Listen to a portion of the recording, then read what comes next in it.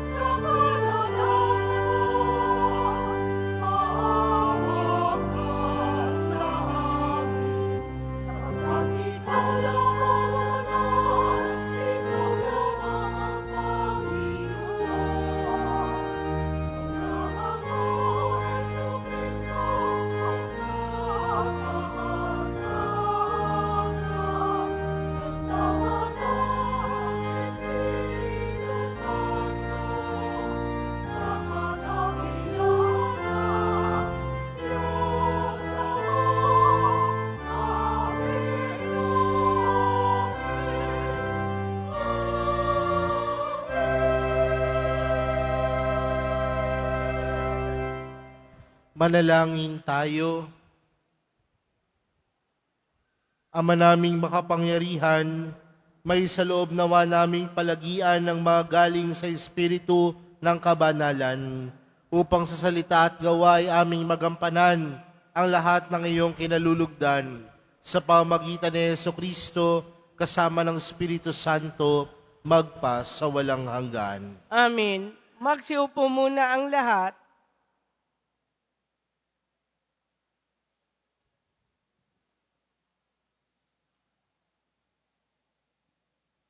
Pagbasa mula sa unang aklat ni Samuel.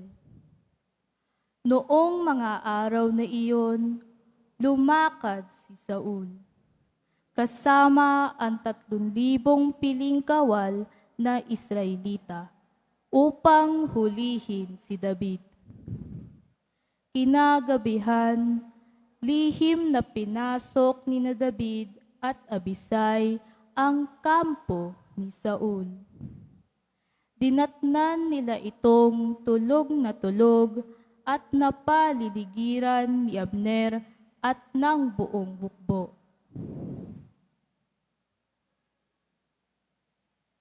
Ang sibat nito ay nakatarak sa gawing ulunan. Sinabi ni Abisai kay David, "Niloob ng Diyos na mahulog ngayon sa mga kamay mo ang iyong kaaway. Kung ibig mo, tatarakan ko na siya ng sibat. Kapag nasaksak kong minsan iyan, hindi na kakailanganing ulitin." Ngunit sinabi ni David, "Huwag mong gagawin iyan. Malaking kasalanan ang magbuhat ng kamay sa hinirang ng Panginoon." Kinuha nga ni David ang sibat sa ulunan ni Saul at ang lalagyan ng inumin nito at sila'y umalis. Isa man kina Saul ay walang nagising pagkat pinahimbing sila ng Panginoon. Dumating at umalis sina David nang walang nakaalam. Pagdating ni David sa kabilang gulod, tumayo siya sa isang mataas na lugar. Sinabi ni David, "Narito ang inyong sibat, mahal na hari. Ipakuha ninyo rito sa isa ninyong tauhan. Ang taong tapat at patuwid ay gagantipalaan ng Panginoon. Sa araw na ito'y niloob niyang mahulog kayo sa aking mga kamay, ngunit hindi ko maaaring pagbuhatan ng kamay ang hinirang ng Panginoon." Ang salita ng Diyos. Salamat sa Diyos.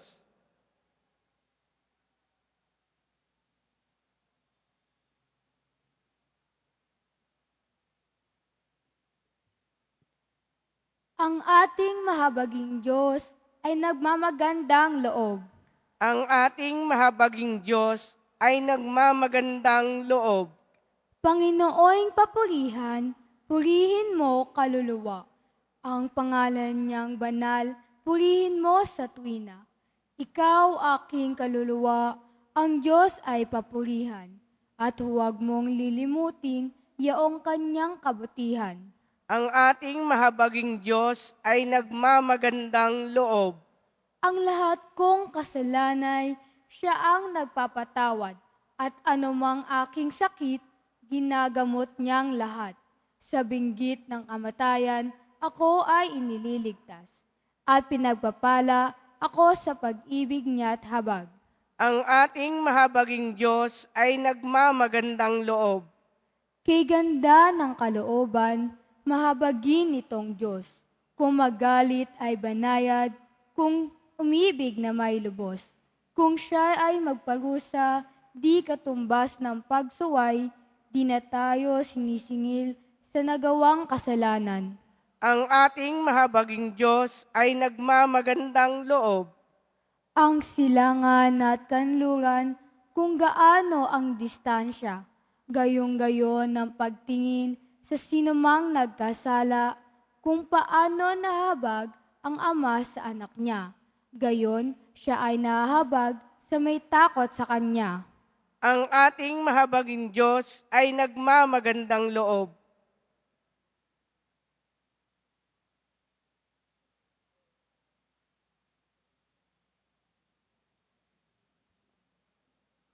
Pagbasa mula sa unang sulat ni Apostol San Pablo sa mga taga-Korinto. Mga kapatid, ganito ang sinabi sa kasulatan. Ang unang tao, si Adan, ay nilikhang binigyan ng buhay. Ang huling Adan ay espiritong nagbibigay buhay. Ngunit hindi nauna ang panlangit. Ang panlupa muna bago ang panlangit. Ang unang Adan ay nagmula sa lupa, sapagkat nilikha sa alabok. Mula sa langit ang pangalawang Adan. Ang mga katawang panlupa ay tulad ng nagmula sa lupa. Ang mga katawang panlangit ay tulad ng nagmula sa langit. Kung paano tayon katulad ng taong nagmula sa lupa, darating ang araw, matutulad din tayo sa nanggaling sa langit. Ang salita ng Diyos. Salamat sa Diyos. Magsitayo na po ang lahat.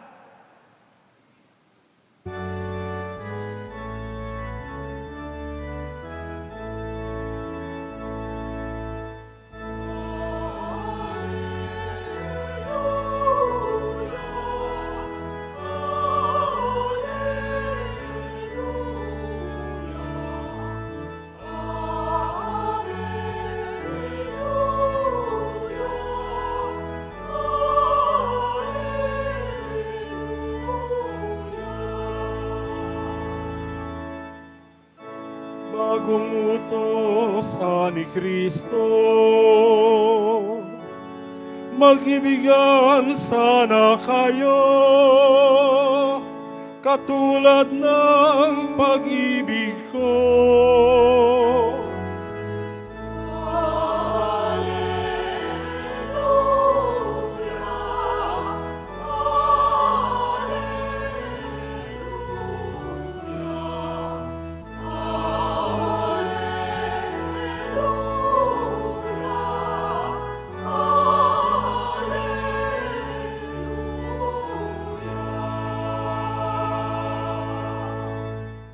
Sumainyo ang Panginoon. At sumaiyo rin. Ang mabuting balita ng Panginoon ayon kay San Lucas. Papuri sa iyo, Panginoon.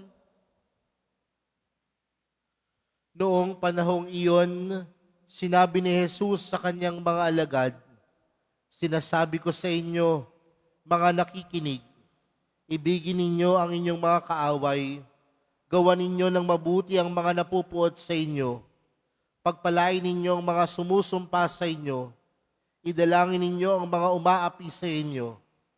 Kapag sinampal ka sa isang pisngi, iharap mo rin ang kabila.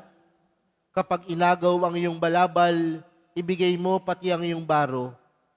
Bigyan mo ang bawat nanghingi sa iyo, at kung may kumuha sa iyong ari-arian, ay huwag mo nang bawiin pa ang mga iyon. Gawin nyo sa iba ang ibig ninyong gawin nila sa inyo. Kung ang iibigin lamang ninyo ay ang mga umiibig sa inyo, ano pang gantimpala ang inyong hihintayin? Kahit ang mga makasalanan ay umiibig din sa mga umiibig sa kanila. At kung ang gagawan lamang ninyo ng mabuti, ang gumagawa sa inyo ng mabuti, ano pang gantimpala ang inyong hihintayin? Kahit ang mga makasalanan ay gumagawa rin ito. Kung ang pahihiramin lamang ninyo ay ang mga taong inaasahan ninyong makababayad sa inyo, ano pang gantimpala ang inyong hihintayin? Kahit ang mga makasalanan ay nagpapahiram din sa mga makasalanan, sa pag-asang ito'y makababayad. Sa halip, ibigin ninyo ang inyong mga kaaway at gawan ninyo sila ng mabuti. Magpahiram kayo na hindi umaasa sa anumang kabayaran. Sa gayon, malaking gantimpala ang tatamuhin ninyo, at kayo'y magiging mga anak ng Diyos ng kataas-taasan, sapagkat siya'y mabuti sa masama sa mga hindi marunong tumanaw ng utang na loob. Maging mahabagin kayo gaya ng inyong Ama. Huwag kayong humatol at hindi kayo hahatulan ng Diyos. Huwag kayong magparusa at hindi kayo parurusahan ng Diyos. Magpatawad kayo sa inyong kapwa at patatawarin kayo ng Diyos. Magbigay kayo at bibigyan kayo ng Diyos. Hustong takal, siksik, liglig, at umaapaw pa ang ibibigay sa inyo. Sapagkat ang takalang ginagamit ninyo sa iba, ay siya ring gagamitin ng Diyos sa inyo. Mga kapatid, ang mabuting balita ng Panginoon. Pinupuri ka namin, Panginoong Hesukristo. Magsiupo muna tayong lahat. Magandang umaga po sa inyong lahat. Pwede po bang batiin ang katabi ng magandang umaga? Naniniwala po ako na karamihan po sa atin dito ay meron ding mga kaibigan. Lahat po ba tayo dito ay may mga kaibigan? Pumalakpak nga ang mga may kaibigan. Lahat yan, papalakpak. No? Pero kung meron tayong kaibigan, naniniwala din po ako na karamihan sa atin ay may kaaway. Tama po ba? No? Dahil parte ho ng pakikipag-ugnayan, parte po ng ating pagkatao, na tayo ay masasabi natin na meron din tayo mga kaaway. Meron tayo mga taong hindi tayo nagkakaunawaan. Meron tayo minsan nasasaktan ng loob. Meron tayo minsan nakasasakit sa atin, nakagagawa ng mali sa atin. Sa madaling salita, kung ang bawat isa sa atin may kaibigan, nangangahulugan, parte ng buhay ng pagkatao natin, meron din tayong mga kaaway. Pero ang tanong, paano natin hinaharap ang ating mga kaaway? Sa mundo natin ngayon, hindi natatapos ang awayan. Hindi natatapos ang bangayan. Bakit? Dahil sa mundo natin ngayon, paano hinaharap ang kaaway? Kailangan makaganti.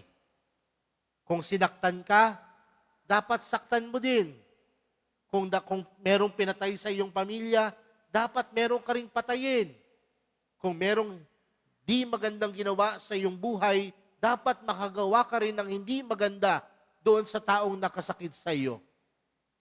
Kaya nga hindi natatapos ang kaguluhan. Kaya hindi natatapos ang awayan. Kaya hindi natatapos ang bangayan. Dahil ang bawat isa sa atin gustong makaganti.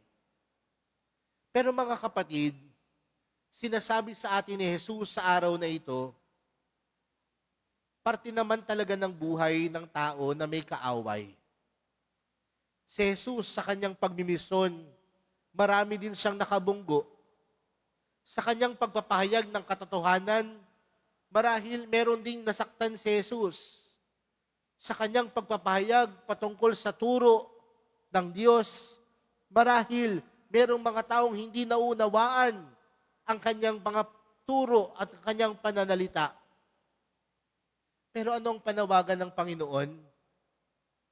Hindi lang ikaw ay makaganti, kundi kapag ikaw ay may kaaway, dapat harapin mo siya ng isang Kristiyanong pamamaraan.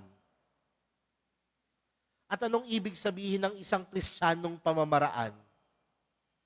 Bilang isang Kristiyano, ikaw ay tinatawag na umibig at magmahal. Sabi po ng mahal na pong Jesus Nazareno sa ating Ebanghelyo, mahalin mo ang iyong kaaway. Mahalin mo ang mga taong nakasakit sa iyo. Mahalin mo ang mga taong hindi nakagawa ng mabuti sa iyo. Ang hindi sinabi ng Panginoon, gantihan mo. Bagkus, ang itinuturo ng Panginoon, mahalin mo. Dahil bilang isang Kristiyano, hindi dapat natin ugaling gumanti ng kasamaan laban sa kasamaan. Bagkus bilang isang Kristiyano, ang panawagan sa atin, kung meron mang hindi nakagawa ng mabuti sa atin, ano dapat ang ipapalit natin? Pagmamahal, kabutihan. Parang malungkot po kayo, na parang ayaw po ninyong tanggapin ang turo ng Panginoon. Pero mga kapatid, naniniwala din po ako na isa po ito sa pinakamahirap na turo ng Panginoon. Ito po ang pinakamahirap na gawin bilang mga Kristiyano. Dahil mahilig nga tayong gumanti, mahilig din tayong manakit. Pero paano natin magagawa ang bagay na ito? Kung sa puso natin, buhay ang mahal na pong Jesus Nazareno. Kung sa puso natin, buhay ang Diyos. Kung sa puso natin, buhay si Jesus. Tunay nga ang puso natin ay nag-uumapaw sa pagmamahal. Kaya nga sa araw na ito mga kapatid, yan po yung isang bagay na magandang mapagnilayan po natin bilang mga Kristiyano at Katoliko. Bakit nga ba ako tinawag na Kristiyano? Marahil ang sasabihin ng ilan, kasi Father, nabinyagan ako eh. Kasi Father, araw-araw ako nasa loob ng simbahan. Kasi Father, araw-araw ako nagbabasa ng Biblia. Pero magandang pagnilayan mga kapatid, Kristiyano ka, Katoliko ka, deboto ka ng mahal na pong Jesus Nazareno dahil marunong kang magmahal. At sa iyong pagmamahal, kahit anumang sakit ang ipagkaloob sa iyo, kahit anumang hirap ang ipagkaloob sa iyo, hindi ka gaganti ng kasamaan, kundi ang iyong pagkakaloob ay puno ng kabutihan. Ang pagsasapuso, ang pagsasabuhay sa Diyos ay pagpapakita ng ating pagiging isang tunay na Kristiyano.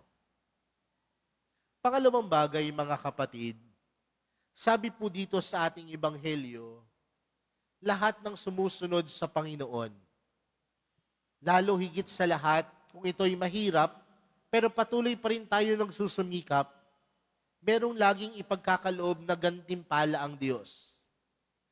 Sabi po doon sa ating Ebanghelyo, magpatawad kayo sa inyong mga kapwa at patatawarin kayo ng Diyos. Magbigay kayo at bibigyan kayo ng Diyos. At kapag nagbigay ang Diyos, hindi lang po ito maliit, hindi lang po ito kakarampot. Bagkus kapag nagbigay ang Diyos, sabi po dito, hustong takal, siksik, liglig, at nag-uumapaw. Ibig sabihin mga kapatid, kung ang buhay natin ay puno ng pagpapala mula sa Diyos sa mga bagay na ginagawa natin sa ating kapwa, huwag kang mag-alala dahil merong naghihintay na pagpapala mula sa Diyos. Sa madaling salita mga kapatid, ang mga taong sumusunod sa turo ni Jesus ay kanyang pagpapalain, siksik, liglig, at nag-uumapaw. Kaya mga kapatid, kung sa tingin mo nakasakit ka ng kapwa mo, humingi ka ng tawad. At sa iyong paghingi ng tawad, tunay kang pagpapalain ng Diyos. Kapag ikaw ay may taong nakasakit sa iyo, patawarin mo. At sinisiguro ko po sa inyo, mga kapatid, ang buhay natin ay pagpapalain ng Diyos. Alam niyo mga kapatid, may kasabihan po tayo sa Ingles, to forgive is to forget. Lagi nating sinasabi yan, kapag nagpatawad ka, kalimutan mo na ang lahat. Pero siguro sa araw na ito, magandang pagnilayan mga kapatid, na ang pagpapatawad ay hindi lamang pagkalimot,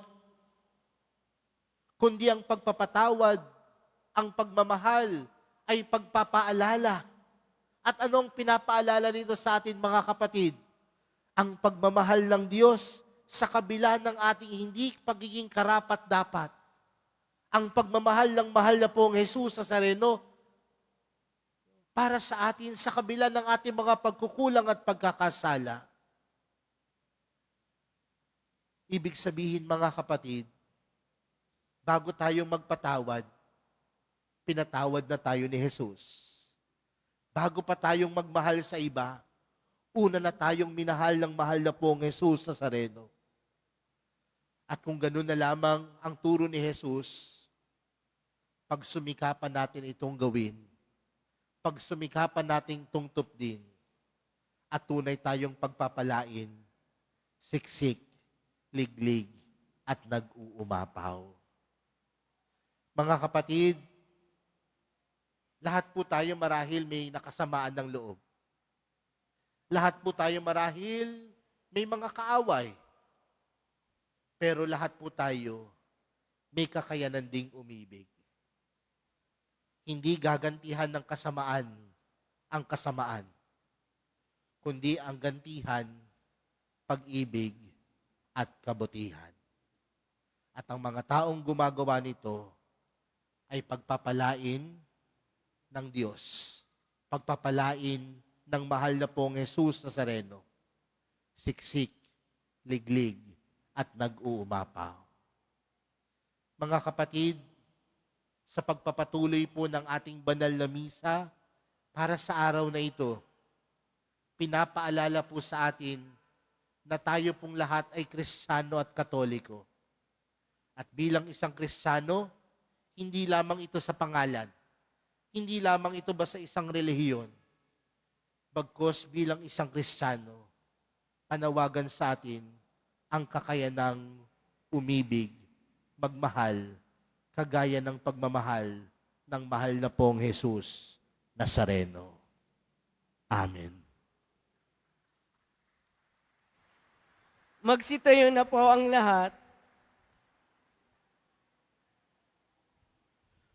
Sumasampalataya ako sa Diyos amang makapangyarihan sa lahat, na may gawa ng langit at lupa. Sumasampalataya ako kay Jesucristo, isang anak ng Diyos, Panginoon nating lahat, nagkatawang tao sa lalang ng Espiritu Santo, pinanganak ni Santa Mariang Birhen, pinagpakasakit ni Poncio Pilato, ipinako sa krus, namatay, inilibing, nanaog sa kinaroroonan ng mga yumao, nang may 3 araw na buhay ng maguli, umakyat sa langit, naluklok sa kanan ng Diyos amang makapangyarihan sa lahat. Doon magmumulang paririto at hukom sa nangabubuhay at nangamatay na tao. Sumasampalataya naman ako sa Diyos Espiritu Santo, sa banal na simbahang katolika, sa kasamahan ng mga banal, sa kapatawaran ng mga kasalanan, sa pagkabuhay na muli ng nangamatay na tao, at sa buhay na walang hanggan. Amen. Dumudulog kami sa iyo ngayon, Ama, upang masalamin namin ang iyong habag. Tayong manalangin, maawaing Diyos, dinggin mo kami. Maawaing Diyos, dinggin mo kami. Masalamin nawa ng Santo Papa, mga obispo, pari at lahat ng namumuno sa simbahan ang walang katumbas na pag-ibig ni Jesus, na naghahanap ng mga nawawala at nagtatanggol sa mahihina. Manalangin tayo. Maawaing Diyos, dinggin mo kami.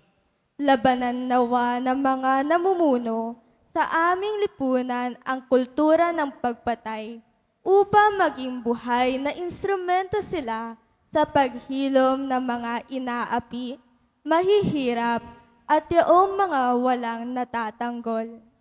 Manalangin tayo. Maawaing Diyos, dinggin mo kami. Matuto nawa ang bawat isa na makinig sa kapwa upang magkaroon ng pagkakaunawaan at pag-iibigan na siyang mabisang daan tungo sa mabuting pangkahalahatan at kapayapaan. Manalangin tayo. Maawaing Diyos, dinggin mo kami. Sa pamamagitan ng sakramento ng kumpisal, Matuto nawa ang bawat binyagan na lumapit sa dakilang awa ng Diyos na nagdudulot ng pagpapatawad at paghilom. Manalangin tayo. Maawaing Diyos, dinggin mo kami.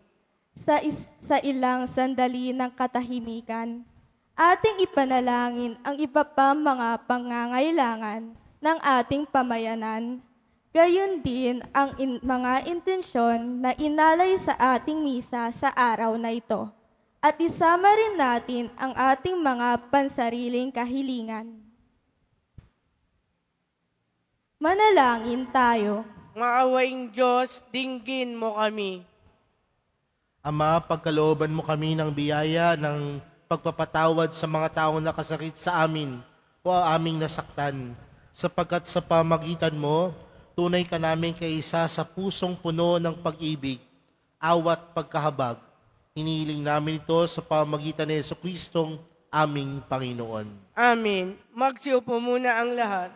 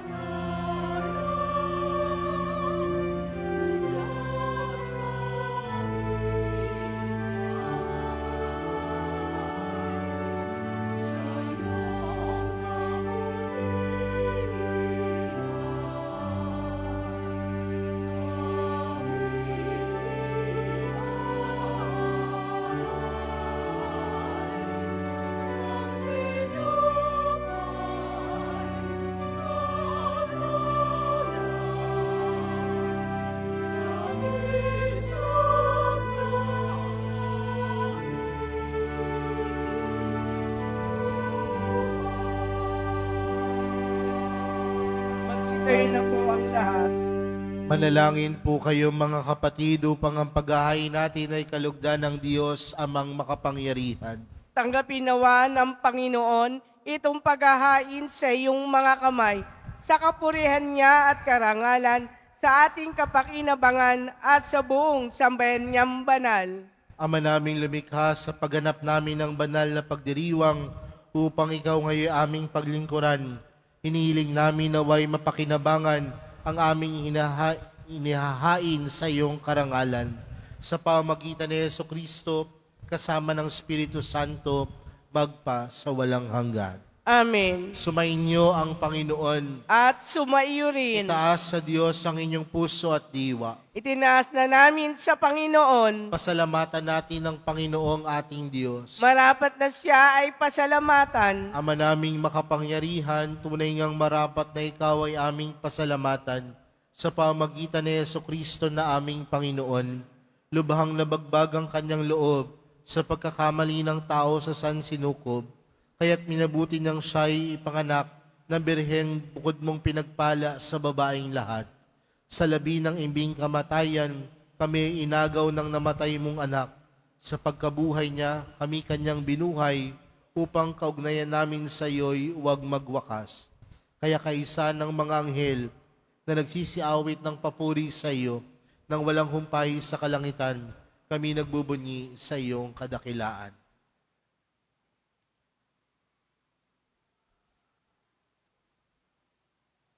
Santo, Santo, Panginoong Diyos na makapangyarihan, napupuno ang langit at lupa, o sana sa kaitaasan, pinagpala ang naparirito sa ngalan ng Panginoon, o sana sa kaitaasan. Magsiluhod po ang lahat. Ama naming banal, ikaw ang bukal ng tanang kabanalan, kaya't sa pamagitan ng iyong Espiritu, gawin mong banal ang kaloob na ito upang para sa amin maging katawan at dugo ng aming Panginoong Heso Kristo. Bago niya pinagtiis ang kusang loob na maging handog, hinawakan niya ang tinapay, pinasalamatan kaniya, Pinaghati-hati niya iyon, iniabot sa kanyang mga alagad at sinabi, tanggapin ninyong lahat ito at kanin. Ito ang aking katawan na ihahandog para sa inyo.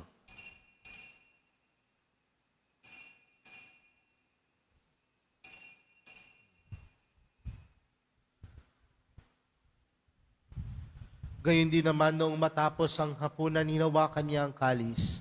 Muli kanyang pinasalamatan. Iniabot niya ang kalis sa kanyang mga alagad at sinabi, tanggapin ninyong lahat ito at inumin. Ito ang kalis ng aking dugo, ng bago at walang hanggang tipan. Ang aking dugo na ibubuhos para sa inyo at para sa lahat, sa ikapagpapatawad ng mga kasalanan. Gawin niyo ito sa pag-alala sa akin.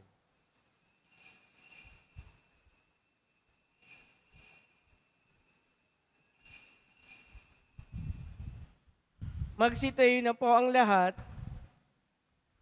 Ipagbunyi natin ang misteryo ng pananampalataya. Si Kristo'y namatay, si Kristo'y nabuhay, si Kristo'y babalik sa wakas ng panahon. Ama, ginagawa namin ngayon ang pag-alala sa pagkamatay at muling pagkabuhay ng iyong anak. Kaya't inaalay namin sa iyo ang tinapay na nagbibigay buhay at ang kalis na nagkakaloob ng kaligtasan. Kami nagpapasalamat dahil kami yung minarapat na tumayo sa harap mo para maglingkod sa iyo. Isinasama namin kaming magsasalo-salo sa katawan at dugo ni Kristo ay mabuklod sa pagkakaisa sa pamamagitan ng Espiritu Santo. Ama, lingapin mo ang iyong simbahang laganap sa buong daigdig. Puspusin mo kami sa pag-ibig kay San Francisco na aming Papa at ni Jose na aming Obispo at ng Tanang Kaparian. Alalahanin mo rin ang mga kapatid naming nahimlay nang may pag-asang sila'y muling mabubuhay, gayon din ang lahat ng mga pumanaw. Kaawaan mo sila at patuloyin sa iyong kaliwanagan. Kaawaan mo at pagindapating kaming lahat na makasalo sa iyong buhay na walang wakas. Kaysa ng mahal na Birheng Maria na ina ng Diyos, ng kabiyak ng puso niyang si San Jose, kaysa ng mga apostol at ng lahat ng mga banal, na namuhay dito sa daigdig ng kalugod-lugod sa iyo. May pagdiwang nawa namin ang pagpupuri sa ikararangal mo sa pamagitan ng iyong anak na aming Panginoong Heso Kristo. Sa pamagitan ni Kristo, kasama niya at sa Kanya, ang lahat ng parangal at papuri ay sa iyo. Diyos amang makapangyarihan, kasama ng Espiritu Santo, magpa sa walang hanggan.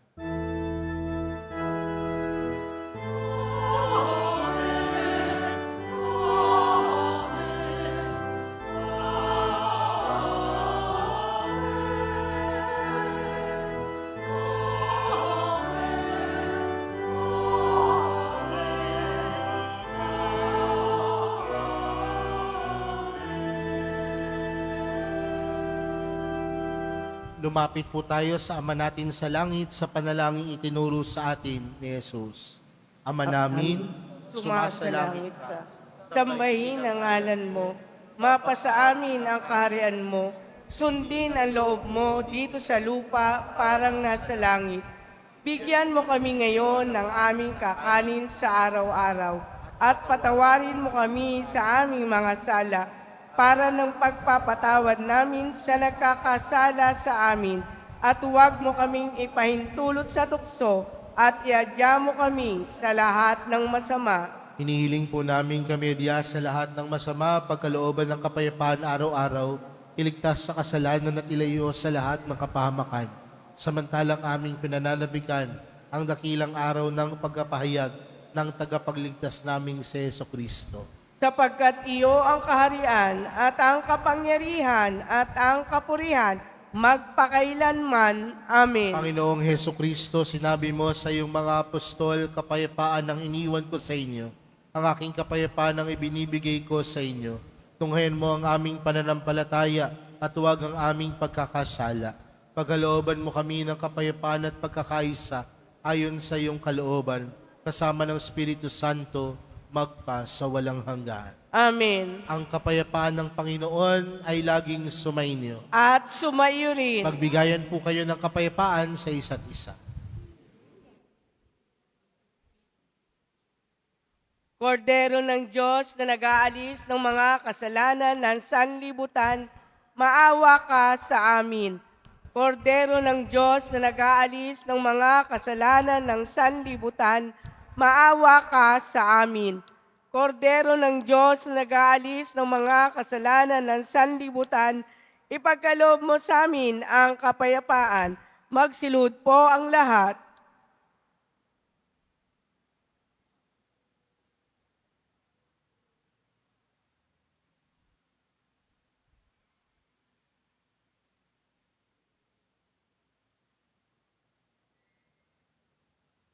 Narito po si Jesus, ang kordero ng Diyos. Siyang nag-aalis ng kasalanan ng sanlibutan. Mapalad ang mga inaaniyahan sa kanyang piging. Panginoon, hindi ako karapat-dapat na magpatuloy sa iyo, ngunit sa isang salita mo lamang ay gagaling na ako.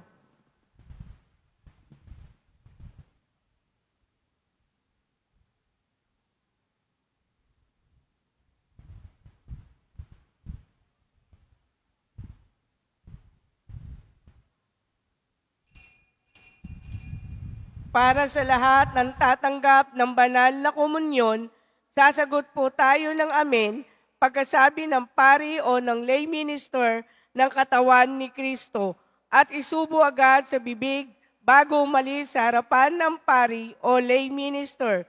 Sumunod po tayo.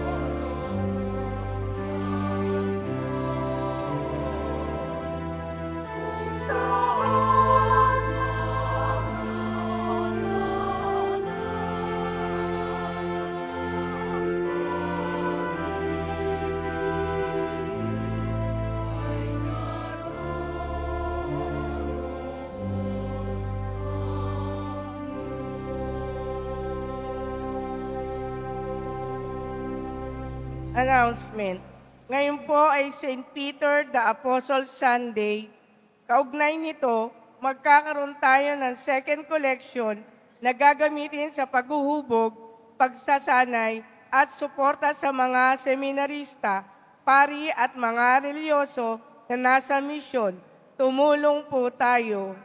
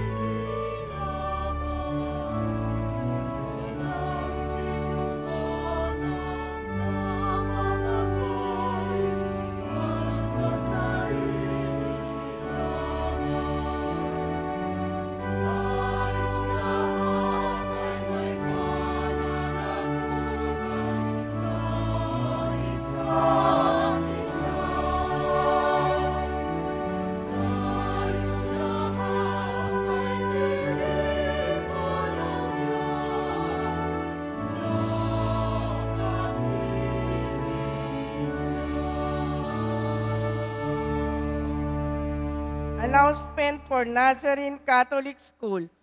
Ang Nazarene Catholic School, ang paaralan ng Basilica Minor at Pambansang Dambana ni Jesus Nazareno, ay tumatanggap ng mag-aaral mula sa preschool hanggang senior high school para sa school year 2025-2026. Sa mga mag-aaral na papasok para sa grade 1 at grade 7, ang paaralan po ay magbibigay ng libreng mga libro sa darating na pasukan. Mayroon din pong academic discount sa mga mag-aaral na kabilang sa top 10 na papasok ng grade 1 at grade 7. May matatanggap na 13,000 ESC subsidy ang mga grade 7 na patuloy na matatanggap hanggang sa sila ay makarating sa grade 10. Bukod pa po dito, ang lahat ng mga mag-aaral na papasok bilang grade 11 mula sa public school ay maaari pong mag-enroll ng libre at wala nang babayaran hanggang sa siya ay matapos ng senior high school. Para sa karagdagang impormasyon, tulong pang edukasyon, pinansyal, diskwento at mga scholarship, maaari kayong mag-message sa Nazarene Catholic School Facebook page o tumawag sa mga sumusunod na numero na nakapaskil sa ating LED screens. Mga paalala sa mga nagsisimba. Pagkatapos ng misa, wiwisikan po ang lahat ng banal na tubig. Pinakikiusapan ng lahat na manatili lamang muna sa inyong mga lugar. Tanging sa Quezon Boulevard o sa Plaza San Juan lamang ang labasan ng lahat. Sumunod po tayo. Maraming salamat po sa inyong pagdalaw at pagsisimba sa Basilica Minor at Pambansang Dambana ni Jesus Nazareno. Magsitayo na po ang lahat. Manalangin tayo. Ama naming mapagmahal, ipagkaloob mong aming pakinabangan ang dulot ng kaligtasan ng aming pinagsaluhan bilang sanla ng iyong tiyak na pagsagip sa tanan sa pamagitan ni Jesucristo kasama ng Espiritu Santo magpa sa walang hanggan. Amen. Sumainyo ang Panginoon. At sumaiyo rin. Mahal na pong Jesus Nazareno, inihayag mo sa pamagitan ng krus ang walang maliw na pag-ibig ng Diyos sa sangkatauhan. Pakinggan mo ang kahilingan, lalo na para sa mga nangangailangan ng iyong tulong at awa. Makamtanawa namin ang iyong kasagutan na may utang na loob na tinatanaw. Basbasan din po ninyo itong mga imahen at dasalan upang lalo kaming manalangin at magtiwala. Sa pamagitan ng bendisyon na ito, naway lalo kaming maging mapaglingkod, masunuri na tapat sa iyo na aming malwalhating Panginoon, magpa sa walang hanggan. Amen. At pagpalain po kayong lahat ng mga pangyarihan at maawaing Diyos, Ama, Anak at ng Espiritu Santo. Amen. Humayo kayong taglayang kapayapaan ng poong Jesus Nazareno. Salamat sa Diyos.